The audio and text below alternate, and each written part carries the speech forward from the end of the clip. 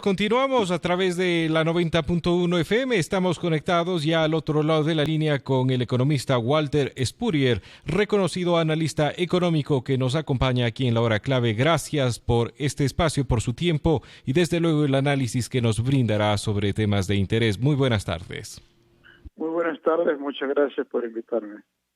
Economista, hoy empieza a tener una luz mucho más clara la billetera móvil, una forma de transaccionar que está siendo impulsada por parte del gobierno central, que en su momento, cuando Rafael Correa era presidente, se hablaba de dinero electrónico. Primero que nada, y con la claridad que usted maneja estos temas, nos podrá y nos indicará cuál es la diferencia, dinero electrónico versus la billetera móvil.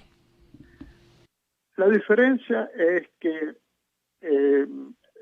la billetera móvil es una adaptación de las transacciones con la banca que va de acuerdo con los avances en la tecnología. O sea, en una época hacíamos cheques, incluso había los problemas con los cheques, había que ir y ver las firmas, etcétera. Después se ha podido hacer transferencias, después salieron las tarjetas y uno podía tener tarjeta de débito. Y la billetera móvil viene a ser una especie de tarjeta de débito virtual. O sea, digamos, lo mismo que siempre hemos hecho, pero más moderno. El presidente Correa quería aprovechar esta nueva tecnología para que no sea únicamente un método nuevo de transferencias, sino para convertir al Banco Central en una especie de banco comercial estatal, porque quería monopolizar las actividades, de tal manera que los clientes, los que quisiéramos usar ese mecanismo, teníamos que tener dinero depositado en el central. Y eso le daba, y aquí vienen los mal pensados, entre los que me encuentro yo, que pensábamos que lo que quería el gobierno con eso es de pronto prestar al gobierno, que el Banco Central preste al gobierno a través de este dinero virtual dólares que no tenía. O sea, que el gobierno pase a imprimir dólares virtuales, por decirlo así. Entonces, era un mecanismo que iba a desestabilizar la economía. En cambio, esto otro es sencillamente la modernización de nuestras transacciones con la banca. Economista, entonces, pudiéramos decir que ya no hay riesgo entonces del uso de la billetera móvil, es decir, que ese fantasma que nos tenía preocupados a gran parte de los ecuatorianos de entrar en la posibilidad de imprimir dineros o billetes falsos, por ponerlo de alguna manera, ya no está presente hoy por hoy en el país?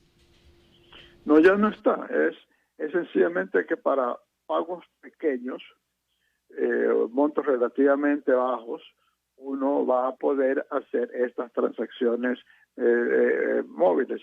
Le voy a dar un ejemplo de algo que no es la billetera móvil, pero yo cuando viajo, digamos, a Quito y tengo que tomar muchos taxis, o viajo al extranjero y tengo que tomar muchos taxis, tomo, digamos, un servicio tipo Uber, y pago con el teléfono. No tengo que estar preocupado de tener moneda local para estar pagando las cuentas o tener que el taxi no me va a tener vuelta porque solo tengo billete de 20. Entonces, es sencillamente una facilidad de la transacción y el Banco Central no toma esos fondos y giramos sobre el dinero que tenemos en nuestras cuentas en los bancos. Entonces, en ese sentido, no representa ningún riesgo. ¿Cómo mira usted, economista Spurrier, la autonomía propuesta en una nueva ley de reforma al Banco Central que estaría tratándose en las siguientes semanas? Bueno, me parece muy positivo. Tenemos que recordar que realmente autonomía no va a ser posible, porque la Constitución actual es muy centralista, pone muchas las cosas en manos del presidente de la República. Recordemos que una constitución que la Rafael Correa la hizo de acuerdo a sus necesidades y quería controlar todo. Pero se está buscando el mecanismo de mantener una cierta distancia del Banco Central en relación con el Ministerio de Finanzas, lo cual es muy importante, Porque independientemente de quien esté en el Ministerio de Finanzas, yo creo que Derecho Martínez es un hombre muy sensato, muy cuerdo, muy capaz para el cargo. Él tiene un objetivo que es el fiscal. El Banco Central tiene que tener otros objetivos, que es la fortaleza del sistema económico nacional para hacer sus pagos al exterior, que no haya liquidez, que no haya incluso exceso de liquidez. Entonces son objetivos distintos y por lo tanto tiene que haber una cierta autonomía del uno del otro, sí, que eso no quiere decir que no se conversen y no se coordinen. Entonces, la idea de que va a haber un directorio en el que se buscará poner personas de prestigio para que estas personas, pues, sea muy difícil que un ministro de Finanzas les exige hacer algo. Yo pienso que es muy, muy importante para la solidez de nuestro sistema económico. Por estos días se espera conocer el nuevo examen que el Fondo Monetario Internacional está haciendo a los avances en manejo y en materia económica. Analista, precisamente esta es mi siguiente pregunta. ¿Cómo ve los avances que estamos haciendo referente de la carta de intención que suscribimos con el Fondo Monetario Internacional? ¿Cree que pasemos por segunda ocasión el checklist? Yo creo que, bueno, son dos cosas paralelas. La una es qué va a decir el fondo en esta misión. Yo pienso que el fondo puede ser que internamente haga cuestionamientos, internamente diga a las autoridades, esto me parece que se están atrasando, ¿por qué esto no se está cumpliendo? Pero creo que el fondo va a aprobar lo que se está haciendo. O sea, no va a haber digamos, una nota mala en ese sentido. Ahora, a mí sí me preocupa la lentitud, ¿no? La lentitud de los procedimientos. O sea, por ejemplo, es importante que el gobierno baje el gasto corriente de la administración pública, porque hay mucho gasto improductivo. El propio presidente Moreno lo ha reconocido. El propio ministro de Finanzas ha reconocido. Por ejemplo, dice que en el Ministerio de Salud hay más abogados que en la Procuraduría General de la Nación. O sea que es un absurdo que en el Ministerio de Educación hay más economistas que en algunos entes económicos del gobierno.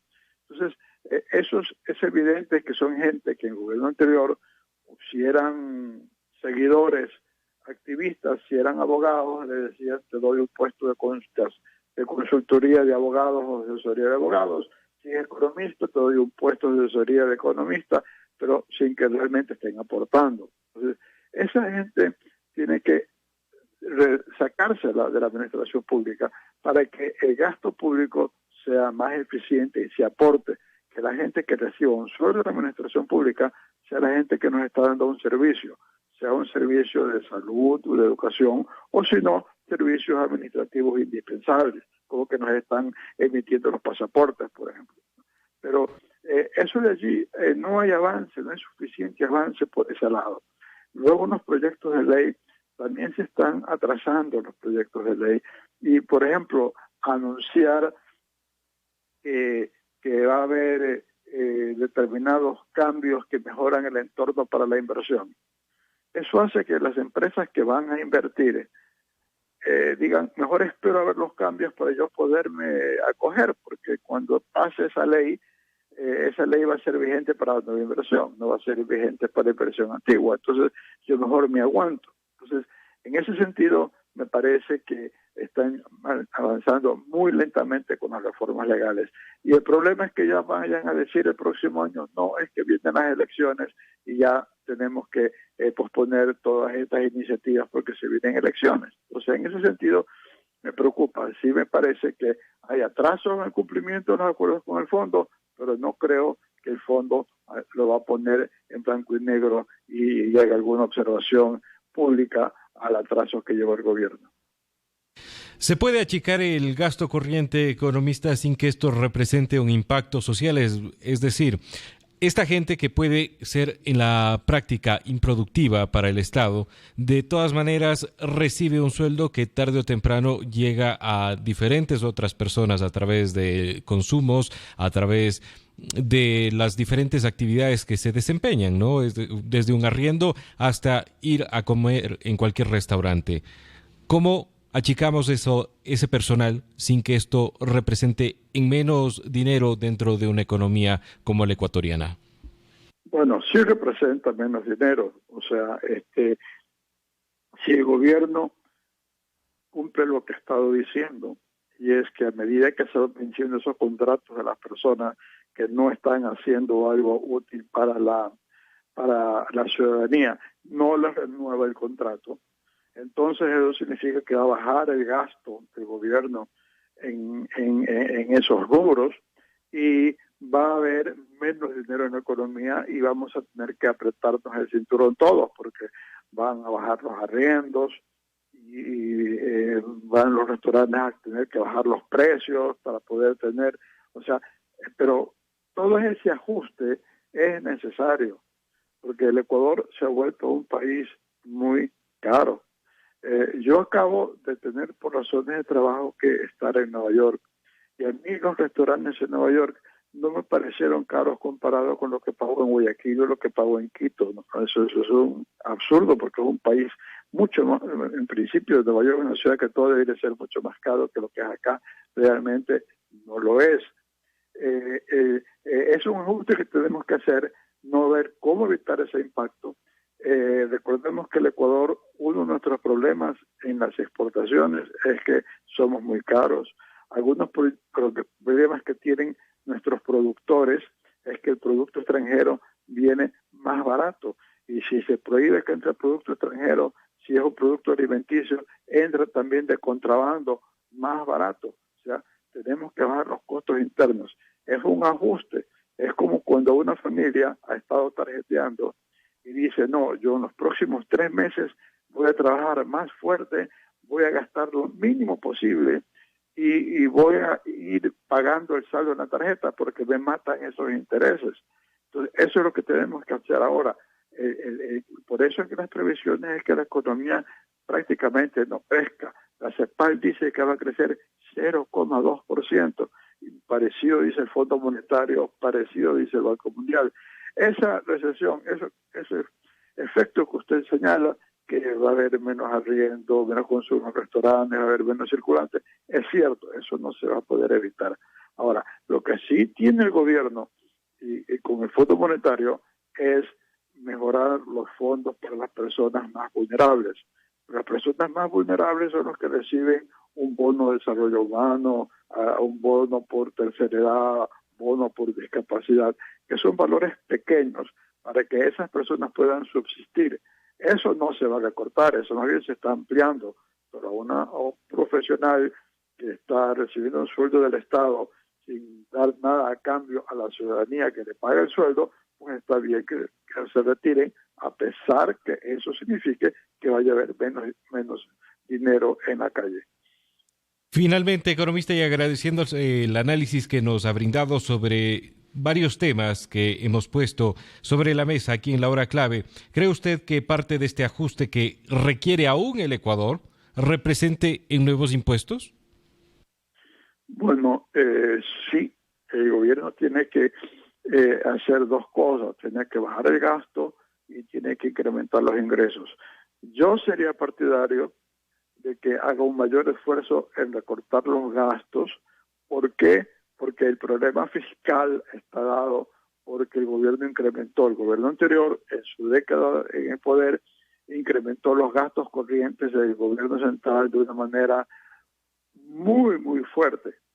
Si el gasto en salarios de la administración pública mantuviera la misma relación hoy de la que tenía en 2006, o sea, el último año antes de Correa, no tendríamos que hacer ajustes, porque el hueco que tenemos es idéntico al incremento que debió haberse incrementado. Si la economía creció, es el doble de lo que era en el 2006, ese gasto debe haber crecido al doble, pero no, creció al triple. Entonces, todo ese gasto excesivo es el que causa el problema. Pero como igual el gobierno no va a querer hacer ese ajuste en los salarios, en el gasto corriente, en la magnitud que debe, pues entonces tiene que haber incremento de los ingresos y eso significa aumento de los impuestos. Yo pienso que parte se van a ir por aumento de tarifas en los servicios que da el sector público, parte puede irse en la reducción de lo que podemos deducir en el pago de impuestos. Ya el gobierno parece haberse dado cuenta que no va a haber mayoría para el alza del IVA, pero puede ser que busque ponerle IVA a ciertos productos o servicios que hoy no tienen. Pero definitivamente el peso tributario, el peso de los impuestos sobre la ciudadanía va a tener que subir de alguna manera u otra. Muchísimas gracias, economista, por su tiempo, por el análisis, por los temas que nos ha permitido tratar con usted y, sin duda, aportar para que nuestros amigos oyentes entiendan con mayor claridad. Muchas gracias. Hemos conversado con el economista Walter Spurrier sobre varios temas: billetera móvil, el FMI, sobre posibles nuevos impuestos, riesgos y la famosa autonomía que tanto se pide al Banco Central. Esto y más aquí en La Hora Clave. Inicia publicidad en la W. El artista.